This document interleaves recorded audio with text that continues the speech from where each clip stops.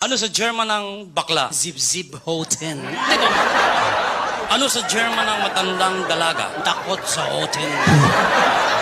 Ano sa German ng matandang binata? Laylay na hoten. Ano sa German ng playgirl? Playgirl? Oo. Open sa hoten. Ano sa German ng hostess? Sawa sa hoten. Ayos naman na! Ano sa German ng byuda? Sabik sa hoten. May palimis. Ano sa German ng tomboy? Walang hoten. Ano sa German ng dalaga? Bitin sa hoten. Ano sa German ng buntis? Dahil sa hoten. Nakapanganak na. Balik sa hoten.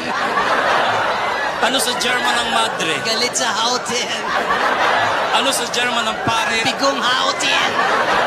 Ano sa German yung lalaking nilalayo ng mga babae? Bautin.